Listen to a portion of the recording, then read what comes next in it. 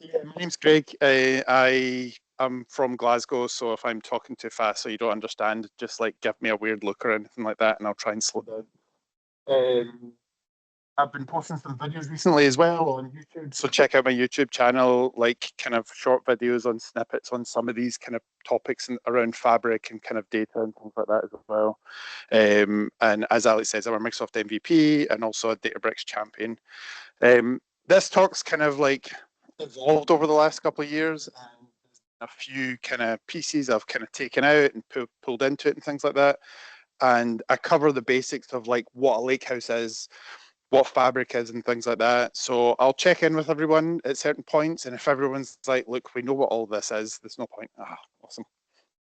There's no point in covering it off. Then we can skip over it. Feel free to jump in with any questions at any point, or we can save them to the end, or we can chat over a beer or some pizza as well. But I'll keep it quite kind of fluid anyway. And then I've got space for a demo at the end if you kind of want to see what this looks like in Fabric. But I think a lot of this will be fairly basic. I think if you're already familiar with Fabric. So to start off with, who knows what a lakehouse is? Excellent. That's a good number. Rishi's at the back like that. Okay, so essentially a lake house. This is one of the things I remember coming across this maybe 4 something years ago, and thinking this just sounds like marketing buzzwords. Like in terms of an architecture for a data platform, something called a lake house, like warehouse sounds serious, lake house sounds like marketing gumph or some sort of joke. But actually, a lot of the kind of concept of a lake house and a lot of the kind of design of what a lake house is fairly familiar, and it is a very clear kind of evolution of what we already know in terms of what a warehouse does, but also building on the technologies that are out there in the cloud. And helps if I turn this on. Come on. Okay.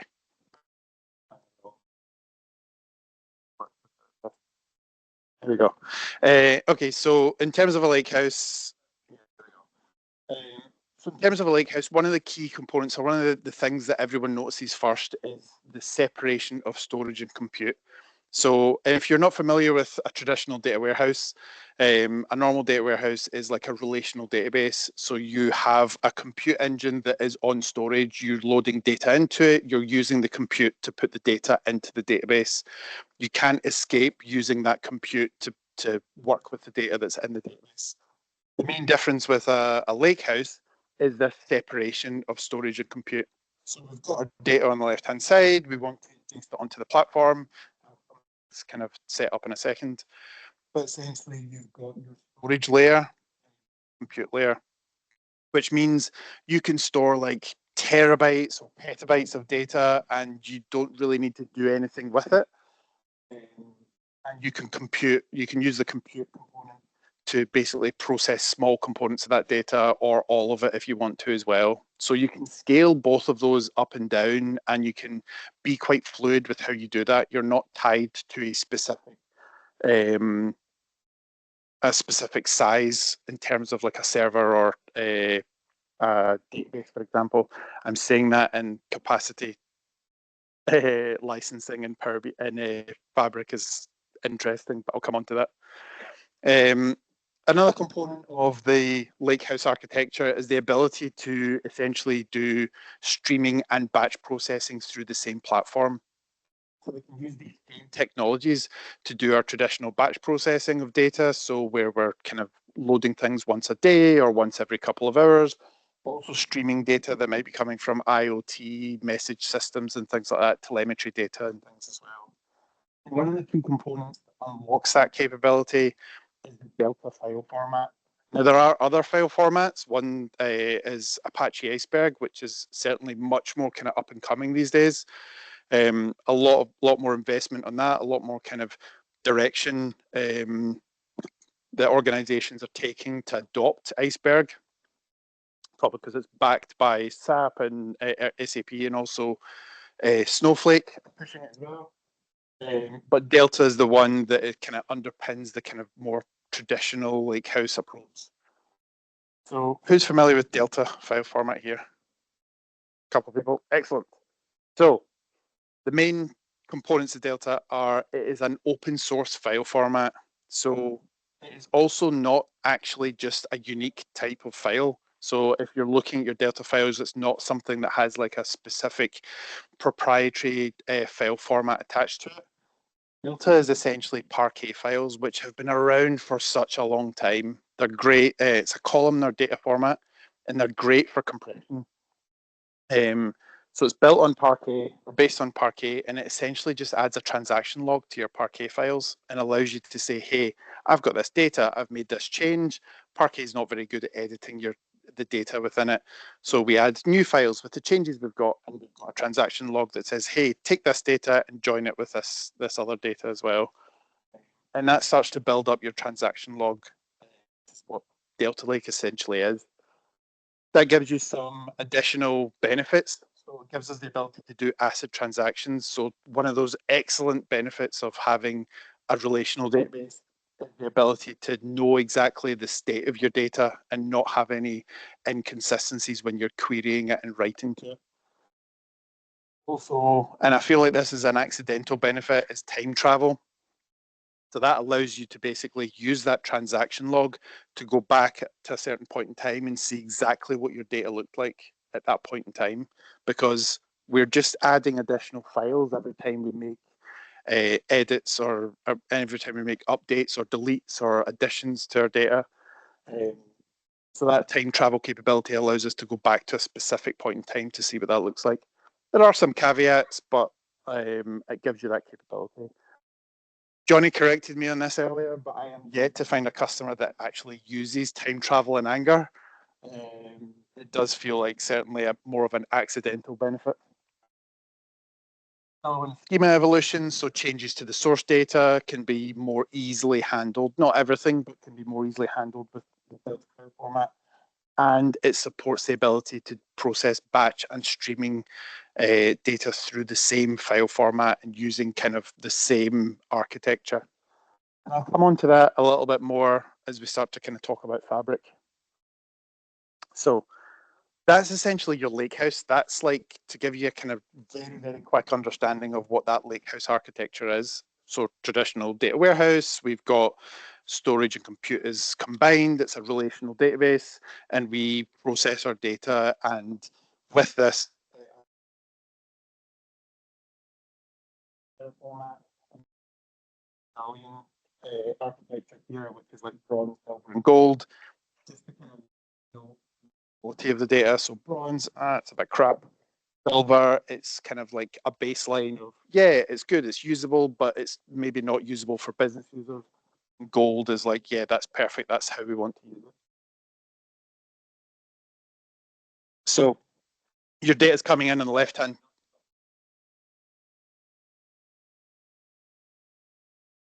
The main component of that's separation of storage and compute. So you're leaning on cloud computing here, store math amounts of data here, storing it in files, so you can store it more cheaply as well. Sorry? Yeah. No, it's all right. Sorry. And I have bad hearing. Not a good combination. Yeah. So that is the main kind of component. Like I can store, like I can bring in data here on a daily basis and pretty much do nothing with it, and then only process what I need to just now with the foresight that maybe a year down the line we'll have the capability or we want to process the rest of this data, and I can adjust this compute component to say, hey, I really want to process this data really quickly. So I'm going to spend a bit more money by doing it quicker with a much bigger cluster. Or I can say, I'm not too fussed about this data. I'll let it run overnight and I can process it with a smaller cluster and have it running for longer and potentially cheaper. So that's your main kind of differences. And this medallion architecture, like it's a new name, but it's the same as like data warehousing. You're still doing like staging the data and then cleaned data and then your end result data. And it really doesn't matter what you call these as well. I have a massive rant. If you want a rant later on about the naming convention, because I hate this bronze, silver, and gold. Name it what you want, whatever makes sense. To be honest. So to jump forward, what is Fabric? Who is familiar with Fabric? Who's used Fabric? A few people. Who has seen some of the marketing gumph that Microsoft's put out? Excellent. Okay. I'm forgetting this is recorded. Who's seen all the amazing marketing that Microsoft has done to truly tell the story of Fabric? So Microsoft Fabric is essentially is coined as Microsoft's unified data platform. They had a whole bunch of different tools in Azure that did different parts of a data platform: ingestion, orchestration, storing your data, processing the data, and things like that. And then they came along with Synapse, and they were like, "Hey, we want to bring everything into the same place." And that was in response to companies like Snowflake coming along and saying, "We have one product you buy. You literally click here and you have everything in one place." Whereas Microsoft are sitting there going, "We've got 15 different tools. Please buy them." So that was the idea of Synapse. But Synapse didn't really work because it was still way too technical. It was based in Azure. It was based on all the data technologies. It was designed for nerds, myself included. And when they tried to stick these different technologies together, so like Data Factory for orchestrating your data, Synapse data engineering components. So like you had the warehousing component and dedicated pools, and then you had like a Spark engine they added to it, and then Power BI. They sort of just stuck it together and thought that it would work, and they weren't really sticking. So this is when Fabric came along, and essentially they took BI and said, right, everybody loves Power BI. Everybody can use Power BI. We've got a great interface there. We've got brilliant adoption. Let's build it in there. So that's where they came up with this software as a service solution. And then over time, all of these other components. So we've got the Data Factory component that allows you to do orchestration, it allows you to ingest data, move it around, do things with it. You've got data engineering, which is like your similar to Databricks, kind of Spark engine. You're working in notebooks, you're working in like Python or R or Scala. You've got the expand component. The less said about that, the better. It's still not that great. Data warehousing, which is like your Synapse dedicated pools and serverless pools kind of joined back together again, and some kind of just like a SQL engine mashed together. You've got real-time intelligence, which is the streaming side of things. So I'll come on to that a little bit more later on. And then you've got databases, which is a fairly new one. And it kind of takes the direction of Fabric more from an analytics platform to just being a wider data platform. In my mind, that feels like an absolute dangerous mistake because they bring in the capability to do operational databases in this platform and used in the right way. So used like metadata stores and things like that, or used to be behind an app of some kind is great, but you just know people are going to use this and try and onboard a full operational database, which is just going to like kill the rest of this and cost you an absolute fortune. And then you still have Power BI. So they've brought all these pieces together, and they've brought it together in a much better way than they did with Synapse. It is a software as a service platform. So what that means is under the hood, Microsoft are doing a lot of things that they're like, you don't need to worry about it. You just like click a couple of buttons at the front and we'll do all the work behind the scenes, which is good from a user perspective. But as a techie, I like to see what's going on under the hood. I like to be able to tweak things a little bit more. You need to kind of let go of some of that. And the big one under at the bottom here is OneLake, which is essentially just that same storage layer. So that's built on what they call Azure Data Lake Storage Gen 2. But it's like lots of them, and they don't tell you how many are under the hood. They just say this is one storage layer, and you manage, or we manage it all for you. You store your data there, and I can work with data in Data Factory here. I can then work with it in data engineering. I can then touch the same data in data warehousing. I'm not having to make multiple copies. I'm not having to move the data around, and the access to that just makes it a lot easier. So there's some other benefits of OneLake, but essentially that is Fabric, and that's the direction that Microsoft are taking with it. That they want to try and make everything as easy as possible. Yeah.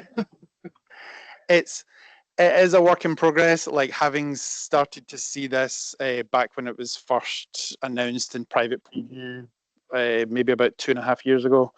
Um, it was a lot worse. I mean, the data science stuff's still terrible, but it's gotten better. It has gotten better over time. They do monthly releases. They do feature updates. They're focusing a little bit too hard on Copilot, but that's clearly what makes the money. Um, but I always think of Microsoft in terms of this kind of stuff as basically being a huge oil tanker. Like, you're not going to turn this. They are plowing forward. This is going to be a success. It might take time, but they are just throwing money at it the same way they did with Power BI. I don't know if anyone used Power BI when that first came out back in 2015. Oh my God.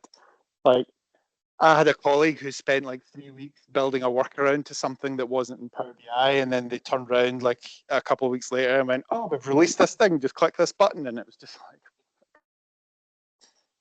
yeah.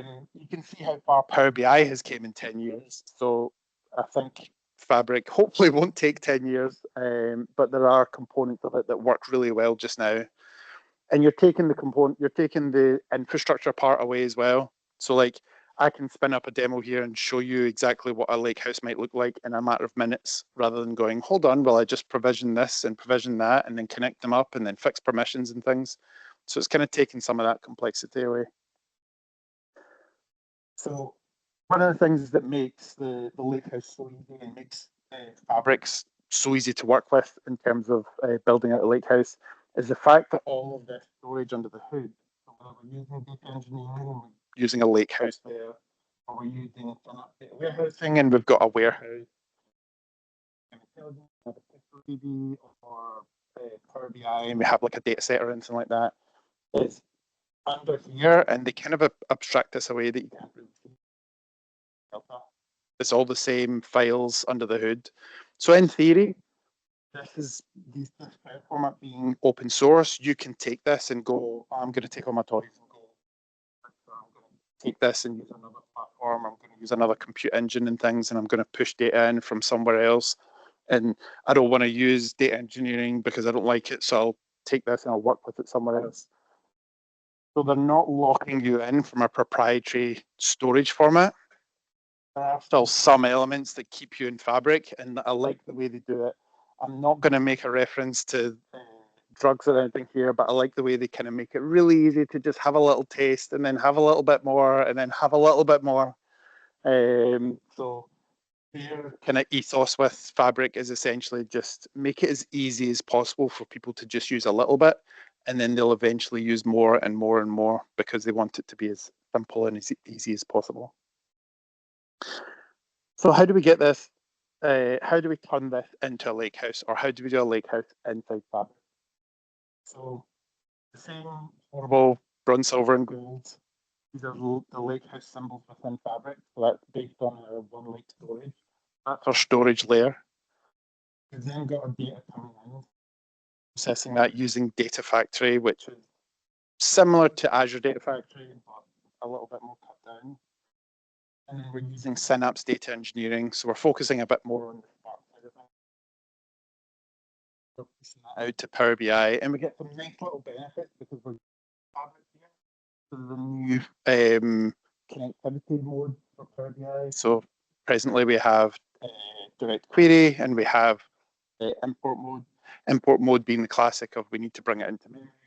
Direct query being the one that they horribly oversold because the performance it could be for connecting directly to data, directly straight down into those delta tables. So we don't need any sort of SQL endpoint on top. We don't need anything else.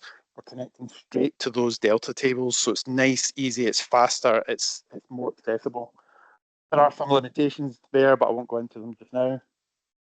But it brings those kind of additional benefits if you already use Power BI. So with that kind of set up, yeah, like the batch data, and one of the things I said with the Lakehouse is the benefits of using batch and streaming on the same platform. So this is where Microsoft have kind of stepped a little bit further away from this. So what about streaming? So as I mentioned, you've got batch data, loading data at specific intervals and bringing it in. Then you've got streaming data, which might be consistent, but it's generally smaller amounts, much more regularly, essentially dealing with like IoT, telemetry data, and streaming that data in. So two very different workloads, and Delta allows us to do the same on, or both of these on the same file formats. If you're building a Databricks platform, then you could do the whole thing through the same platform and through the same technologies. Fabric's taken a little bit of a different approach to that. They're still quite close. It's still, you can do both within Fabric. Use different workloads or experiences within Fabric. So for batch, you're using data engineering. You could use warehouses as well if you wanted to lean more on SQL. For streaming, you've got real-time intelligence. So this is the capabilities to connect event streams up to sources like Azure Service Bus or Event Hubs and various other ones in AWS or GCP if you want. And the thing that brings the two together, Walter, is that one lake in the middle. Whether you're using batch, it's storing down to one lake. Using real-time intelligence, you can skip some of this and go straight to like a Power BI output or a real-time dashboard. But you can store it down to one lake as well. So we can still have that architecture in the middle. We can still have a lake house. We've got a little bit of that separation. We're using slightly different experiences for the different types of data we're processing. So like streaming sources here, and I can just dump that straight into Bronze, process it like every other data source using notebooks or using SQL queries. Or I can take it through to an event house and query it using KQL.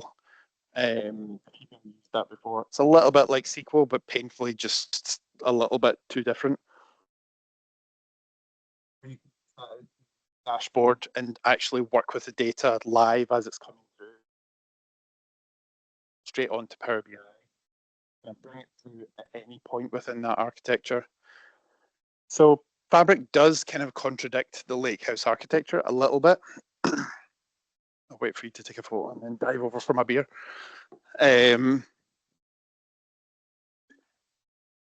it does kind of contradict that architecture a little bit, but you're still working within Fabric. So I think they get away with it in terms of building that Lakehouse architecture and whether you're doing batch or streaming processing. So one of the things I mentioned as well is like this is all around Synapse data engineering. So we're talking notebooks, we're talking we can work with SQL a little bit here, but we're talking about Python, we're talking about R, Scala if you still use it. But that's more kind of technical capabilities or technical skill sets that you're leaning on. But what about warehouses? So that is a capability within Fabric. That's something that you can use. And to be honest, my stance has always been using the best tool for the job. Like if you want to bring in a lakehouse, warehouse into your lakehouse architecture, then you can do. Like it's not an issue. It's not something that's going to break the architecture. You're not going against best practices. So kind of thinking about these two workloads side by side, so Synapse data engineering, so leaning on the lakehouse side, or Synapse data warehousing, which leans on that warehousing. There are some benefits of each, and you may want to use one over the other. You get a lot more capabilities for kind of building complex transformations, for building dynamic pipelines and things like that, and dynamic notebooks if you're working within data engineering. But the skill set for data warehousing is going to be much more accessible. You're leaning almost purely on T-SQL, which is much more widespread than someone writing PySpark or Python and things like that. I think I had an instance recently actually where we had, I was working with a data engineering team where their Python skills were amazing, but they just didn't really have the same concept with PySpark. So working with it in a Spark context.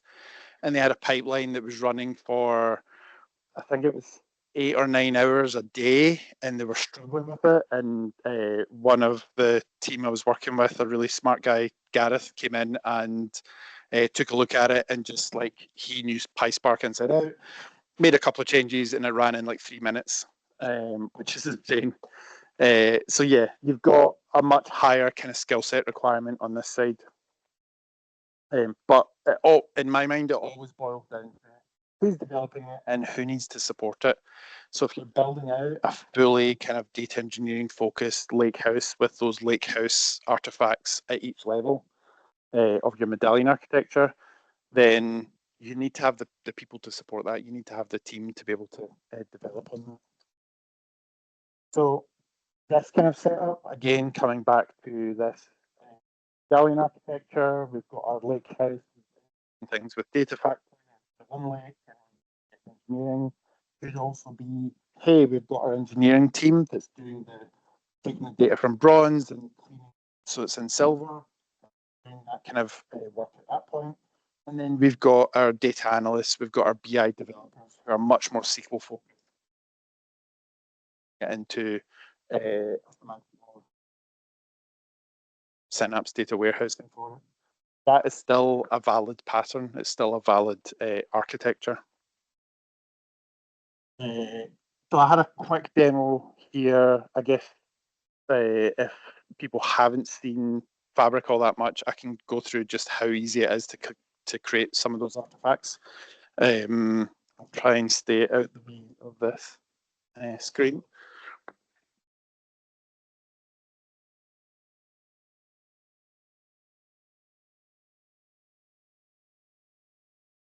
Not that one.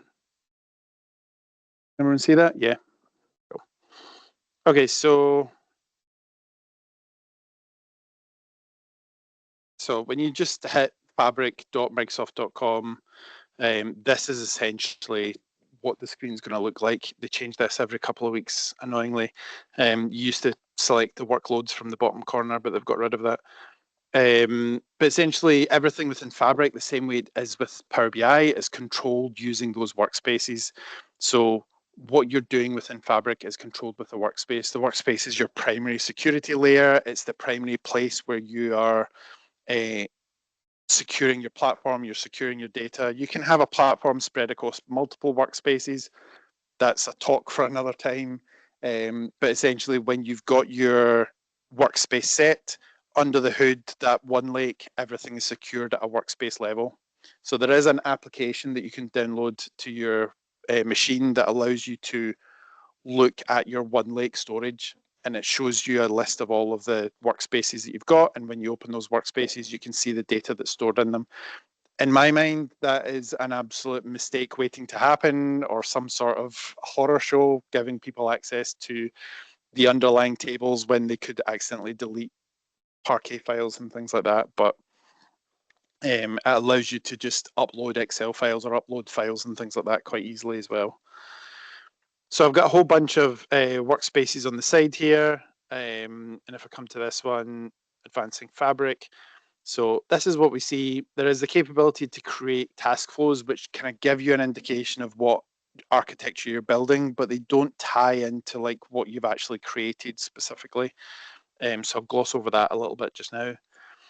Essentially, we can come here and go new item. I'm going to look at all items, and I'm just going to start creating things. So I want to create a lake house, and we'll call that, just to kind of keep consistent, even though it annoys me, bronze, and I'll hit create. And in my mind, the naming convention, this is terrible because that's not a lake house. Essentially, this is a lake room in our lake house. But that is bronze created, and at the same time, that's creating a semantic model over the top of that, and it's creating a SQL endpoint that we can query with T-SQL as well. Nice and easy. So then I go new item again. Let's do lake house, and we'll do silver, and then that will create, and then new item, and we'll do, let's do a warehouse. Let's do a warehouse. There we go. And we'll call that gold. So I've not had to spin up any infrastructure. I've not really had to do much, and that's us got our kind of storage layer all ready to go. I could push files into this from an external source. I could open that locally, and I could push files into that if I want. I could set up a data factory and push files in. So if I go back in here, I can then go to data pipeline, and I'm going to upset everyone by just leaving that as pipeline 1. Or is it just me that gets upset with that? And then we can just do, yeah, let's start with a pipeline activity. Let's practice with some sample data. Let's try that. So the sample data inside Fabric, I'd say if you get the chance to go in, is to check this out and have a look at Fabric, because compared to like any other kind of platforms I've worked with Microsoft and like any other kind of tooling, the sample data is actually really, really good with Fabric, or the capability to just play with sample data is really good. So let's see. I'm going to push that out to a Lakehouse, and I'm just going to use bronze. So that's using New York City taxi data, and it's doing a simple copy data. So if you're, how many people are familiar with Azure Data Factory? A couple. So this is quite similar to Azure Data Factory. It's a little bit more simplified. It's a little bit more user-friendly, but is essentially the same idea. So I can start to add different artifacts onto this to say, hey, I want to do this before I copy my data. I want to check metadata and pass values through and things, but essentially a lot of this is based around this one activity of copy data. I'm copying from A to B. Yeah, Synapse, the data pipelines in Synapse are much more similar to this. So Azure Data Factory is quite different, and these are very similar to the Synapse data pipelines. There isn't quite feature parity there.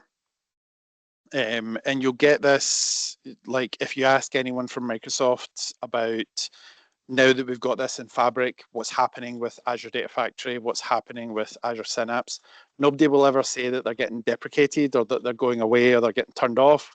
They'll just say, well, why would you not use Fabric? Yeah, exactly. So Microsoft, it's a classic Microsoft thing in my mind. They don't deprecate things. They're not like Google where they say, this isn't working, we're killing it now. They basically just leave it and neglect it till it dies on its own. So yeah, like all of Microsoft, as far as I'm aware, all of Microsoft customers that were on Synapse when Fabric was announced didn't have any real heads up that it was coming. It was just a case of when it was announced in private preview, it's just a case of we're doing Fabric now, and they were left like, I've just built this. What's happening with this? So that certainly caused a lot of pain for people, because Microsoft will be investing heavily within Fabric, and they're pretty much, I think the line has already been drawn that they're not investing any new updates and features within Synapse or Azure Data Factory as well. So we've got a source, we've got a destination, we can hit run, save and run. It's just going to moan about a file name.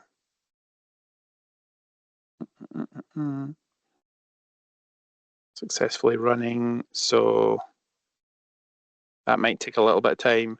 So I could come into my bronze, and yeah, it's not there yet, but essentially I could see that within tables. So if I'm pushing my data through using tools within Fabric, it's going to default to Delta, and that means I can see that within the tables section if I'm looking at these individual lakehouses.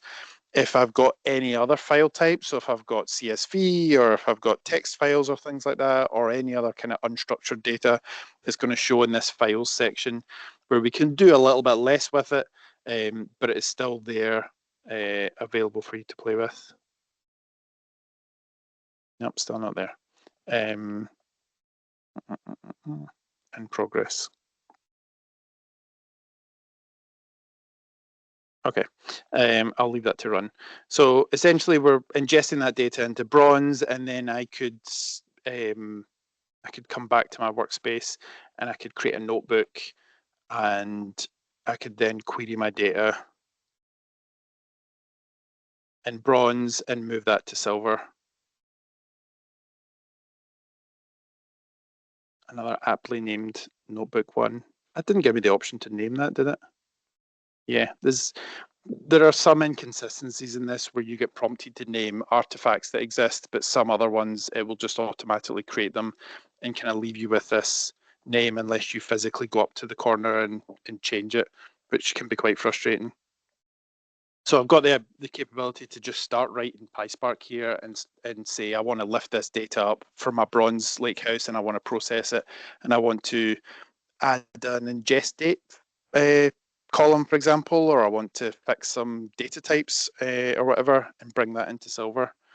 And on this left-hand side, it allows me to also just have a look at my sources as well. So there I can see my bronze. Is that still, that table's still not in there? Okay. So I've got the capability to see there and I can drag things over and I can drag references over so that I know what I'm playing with and I know what I'm using. And then I can process that through each of those different layers. So essentially, bar the actual processing of the data, the connection to the specific sources that I want, that's your lakehouse architecture. And while the data is sitting there doing nothing, it's not using any compute. I can query that data, but I'm not actually processing it. I'm not using a Spark engine to process it. I've got a SQL endpoint that's sitting online for it that I can use to query the data. But if it's data that I'm not actually needing to do anything with, then it's sitting there. In terms of billing and licensing within Fabric, it does, in my mind, feel like it takes a little bit of a step back in that it's based on capacity. So has anyone seen anything around the capacity licensing? So it's because they're a little bit more focused on the business rather than the tech teams and technical decision makers. Microsoft has taken the stance to basically focus more on business users. The capacity approach, in my mind, is like going back to buying a server where you kind of have a set capacity and that's it. You have to kind of work within this. The benefits of the cloud has always been, hey, I want to process a little bit now and then have a crazy stupid spike that's going to need lots of processing power and then I can ramp that back down because I don't need that at all times. Whereas if you had that kind of profile and you were working with on-premises servers, you would have to build a server to manage that full kind of scope. With this, they use capacity based licensing, which means you're asking for a specific amount of compute. But because it is a software as a service platform, they're doing a lot of kind of work under the hood there as well. So they're doing a lot to basically smooth things out. So where you have spikes, they kind of smooth it out and borrow from kind of future usage as well.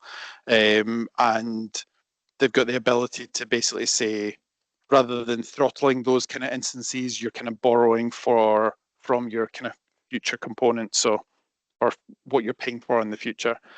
And there are limitations to that. They're not going to let you constantly do that, so that if you've got a load of spikes at the start of the month, that you're kind of borrowing from the later half of the month as well.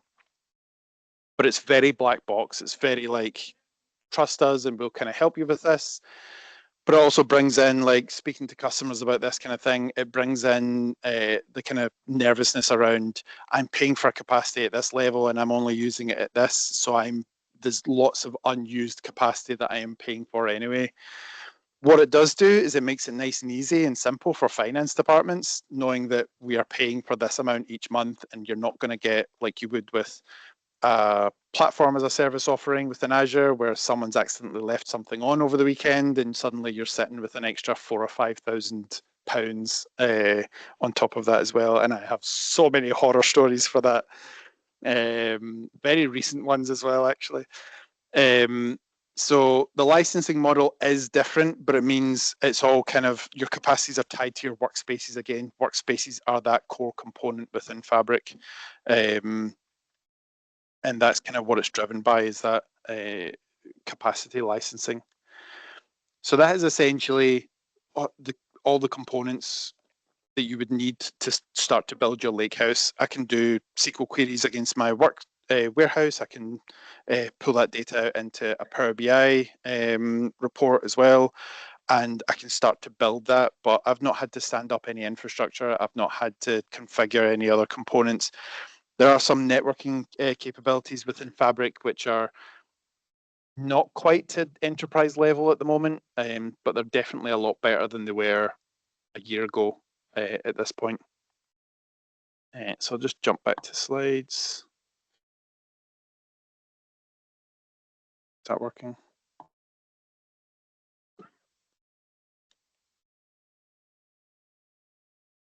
Okay, so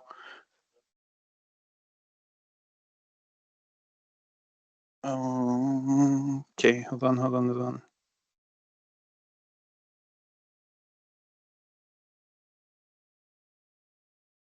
Is that better?